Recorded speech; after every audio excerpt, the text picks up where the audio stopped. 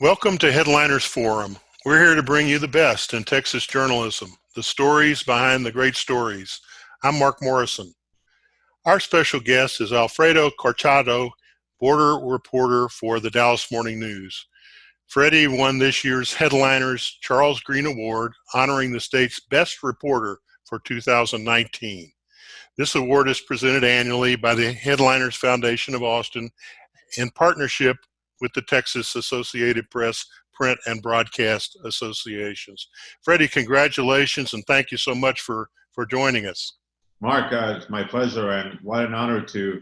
Texas is a huge state, so to be considered the best, it's a real honor and an honor also for the border.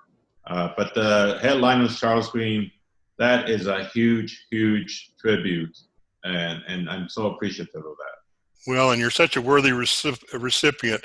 There's never a dull moment on your beat covering the U.S.-Texas border, but 2019 was off the charts with important news. Let's start with your role in covering the race-driven massacre that killed 23 at an El Paso Walmart. Where were you at the time of this tragic event, and how did you initially jump on the story? It's a very personal story.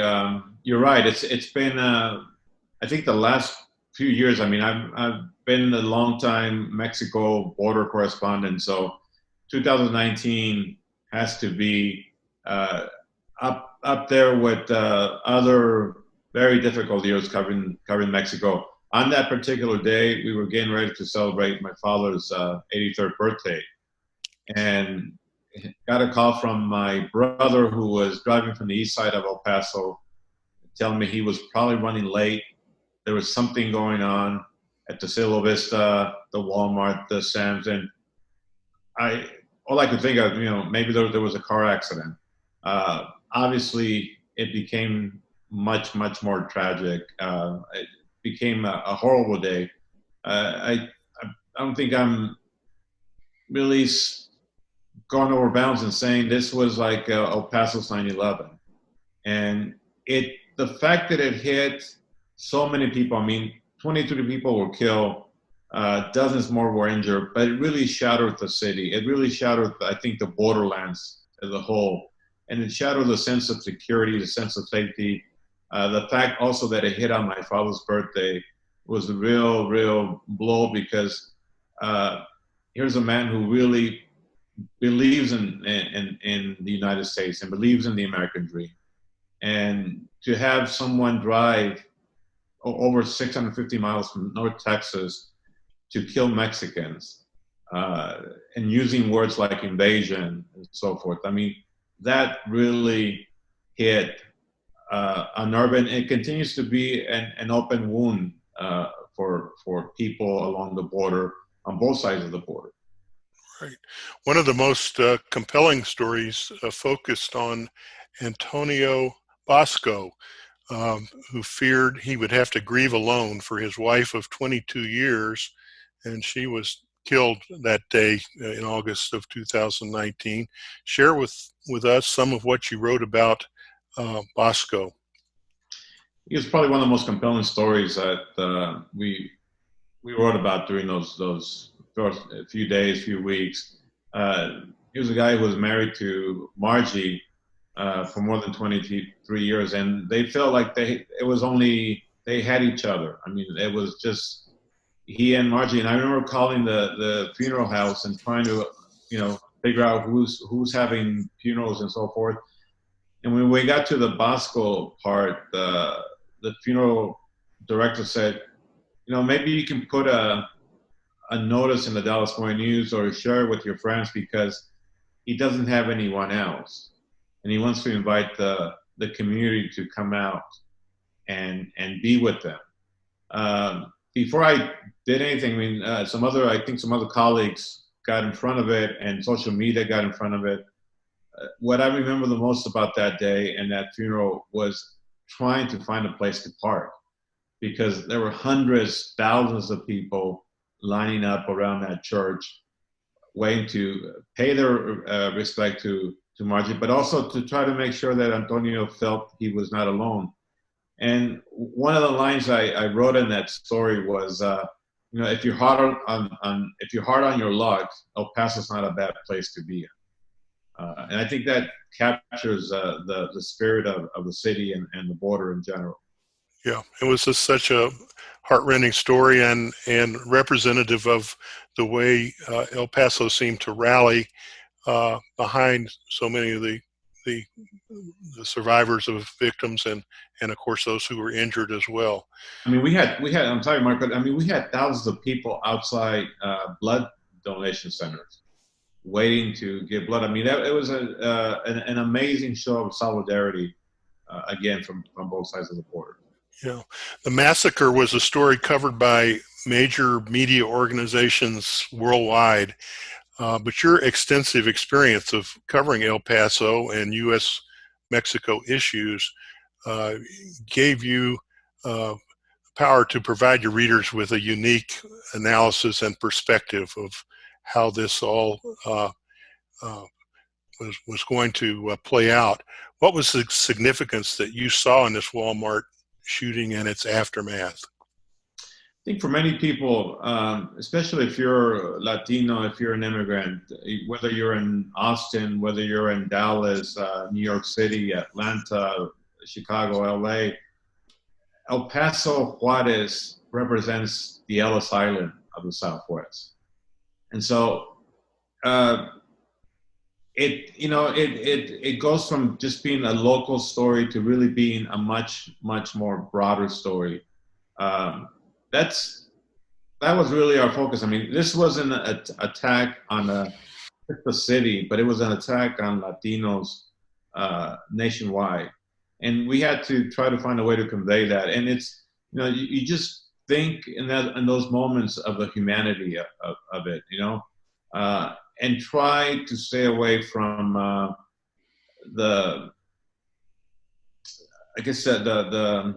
the other factors, what drove him in, but try to stick to humanity and let that story play itself out. I mean, we can't ever forget the victims.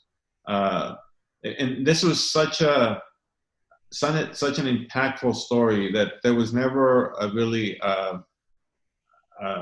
a struggle to find the story, I guess. I mean, there was humanity all over the place. We ended up spending almost a year on the project. We just recently completed a long investigation with a colleague in Dallas and a colleague in Austin, really trying to put the whole piece together. So that also shows, I think, the commitment that we at the Dallas Morning News felt that the story deserved. To switch to kind of a broader part of your job, covering the immigration issue, and that's one that we read so many statistics and frankly opinionated coverage. You really put the issue in human terms with a focus on a 27-year-old Guatemalan, Joaquin Salinas, and his 10-year-old son. What was their story? Their story was as the story of millions of immigrants. I mean, it's just an amazing story. It shows the will of people and their drive, people who still believe in something better and a better life in general. I remember I was at a shelter run by a Catholic church, and I and 2-3 other reporters had the opportunity to talk to some of the people seeking asylum. And when you stand before them, you have to remind yourself that these people have gone through everything to get to where they are, and in this case, to set foot in the United States. And I wasn't really sure I didn't really have a strategy to talk to them. I mean, I just basically sat down and listened and asked, how was your journey? How was your trip? And it was an amazing, I think, first 2 hours. I mean, I think they said, you have 15, 20 minutes, and it just went on and on and on. And the story, I think, encapsulated everything that we have been writing about. There's a father who had to decide whether to leave his farm back in Guatemala, and then who of his children would he take with him. and he ended up taking his oldest son, and he came through the whole passage of covering Mexico, basically traveling through Mexico before he got to the border, and now he's running across, seeking help from the Border Patrol, and next thing you know, he finds himself in a makeshift center outside, right below the International Bridge in El Paso. The winds of March, if you've ever been to El Paso, the March winds are just incredibly powerful. And so his first visit with someone was a reporter who basically said, what's the journey like? What's the trip been like? And he couldn't stop talking. We, to this day, have kept in touch because I've been really interested in, was it worth it? Was this journey was fraught with danger, fraught with so many expectations that he had about this country? Was it worth taking a trip? So it's a story that we continue to follow. Yeah, they were exploited by a coyote, and they thought they were basically coming to Disneyland. It turned out far from the truth. Did they end up back in Guatemala after all was said and done? To this day, they remain somewhere in North Texas. Uh-huh. Remains working. The son, with the pandemic, I'm not exactly sure whether he's going back to school, but I know that they remain determined as long as they can to try to make it work on this side of the border. And their dream, like the dream of many immigrants, is to go back home someday with enough money to save and do something better. One of the other major stories you've been keeping on your radar is the new president that Mexico has elected, and of course there were great hopes that it would usher in. The people thought that this would usher in a new era for them, really, and one of more prosperity and civility. But how is it actually playing out? Along with covering the border, I've covered Mexico for over 20 years, been based in Mexico City. So I was there when President Vicente Fox came into office, the first opposition party president in the history of Mexico. And in many ways, this period still reminds me of that, of 2000, when there were so many expectations about a new party, a new president coming in with, such a populist message. I think in many ways, you look at President Andrés Manuel López Obrador, you see his poll numbers remain high. They're dipping some. But Mexico is going through a very, very difficult time. Economically, the pandemic has forced them to lose more than 10 million jobs, plus the handling of the economy in general. But also the drug war in Mexico. I think Mexico is on par to lose more than 35,000 people just from the drug war. It's a very hard time for the president of Mexico. He also came in with a lot of support from the expat community, the diaspora that lives in the United States. It doesn't help. I don't think it helped him to go to the White House and tell President Trump, Mexico thanks you for the kindness and respect. I think that hurt him among immigrants in the United States. Mexico will have a midterm election next year. So that's a story that we'll be watching carefully. Does he remain as popular, and what can he really achieve? Right, and you mentioned COVID-19, and of course that's dominating news worldwide at this point. Where is your attention in covering this virus in terms of the border and U.S. and Mexico? Well, I think one of the things that we did interesting at the Dallas Morning News that I hadn't seen at other newspapers was really take a look at both sides of the border. We often talk about the border being one community. And when you measure Ciudad Juarez, which is just right across El Paso, and the El Paso community, at least when we reported the story a few weeks ago, El Paso Juarez, 2.3 million people, had more infections, had more deaths than the Houston area, and the Dallas area, than the San Antonio area. So that kind of gives you a sense as to just how big the COVID impact has been on the border. And obviously, it also, I think, exposes the whole issue of essential workers. We've written a lot about essential workers on the United States, many of them Latino, many of them Black, but also across the border. I mean, many of the big top Fortune 500 companies are operated by essential workers, and we've seen many people die in the last few months.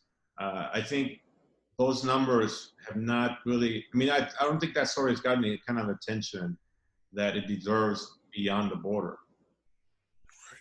As you know, our foundation spends a lot of its resources trying to really inform and really motivate future journalists, those who are in college and even high school at this point. And someone like you is quite an inspiration in terms of the impact that you're having in a very positive way, covering all sides of the story. What do you consider the keys to your success as a journalist who is having that kind of impact? Well, first of all, thank you for those words.